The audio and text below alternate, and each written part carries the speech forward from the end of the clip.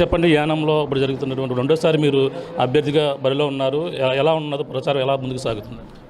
చాలా బాగుంది సార్. ప్రజలందరూ కూడా చాలా ఓవర్వెల్మింగ్గా తీసుకుంటున్నారు. మమ్మల్ని వాళ్ళ ఇంట్లో సొంత బిడ్డగా భావిస్తున్నారు. అయినప్పటికీ కూడా ప్రత్యర్థులు కూడా మరి చాలా అవాకులు తొడలు కొట్టుకోవడం అన్నీ గుండె గీయించుకోవడాల వరకు వచ్చింది. కాబట్టి ప్రజలు ఏంటి అంటే అహంకారం లేని నాయకుడు, నియంత పాలన లేని రాజ్యం కావాలనుకుంటున్నారు. దానికి గత 5 ఏళ్ళే ఒక మంచి పరిపాలన అండి. అభివృద్ధి కూడా మొదట 4 సంవత్సరాలు జరగకపోయినప్పటికీ కూడా లాస్ట్ సంవత్సరంలో ప్రతిదీ కూడా ఈరోజు మీరు చూస్తున్నారు. చాలా వరకు 80 to 85% రోడ్స్ కానీ, pipe lines, water pipe lines కానీ, డ్రైన్స్ కానీ, ఒక పెన్షన్స్ కానీ, లేకపోతే హౌస్ లోన్స్ కానీ, ఆర్ఎల్స్ 1000 రూపాయలు పెన్షన్ లేడీస్కి ఇస్తున్నామండి. అది ఇప్పుడు 2500 అయింది ఈ గత ప్రభుత్వంలో. అది మళ్ళీ దాన్ని పెంచి వచ్చే ప్రభుత్వంలో ఇస్తాం. అటువంటిది ఏదైనా కూడా ముందు ఇవన్నీ జరగాలి అంటే ఆయన ఇంటి దగ్గర దేకేసి లేకపోతే ఉన్న నాయకులతోనో తెల్ల చొక్కలు వేసుకున్న వాళ్ళతోనో వెళ్ళాలి. ఇప్పుడు అటువంటి పరిస్థితి లేదండి.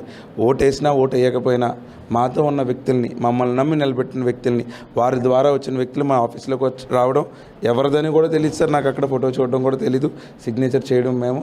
అదేవిధంగా నా దగ్గరికి రాకపోయినా కొన్ని విషయాలు గవర్నమెంట్ ఆఫీసెస్లోనే వెళ్ళి ఏ నాయకుల దగ్గరికి లేకుండా పని చేయించుకుని వెళ్ళే పరిస్థితి వచ్చిందండి.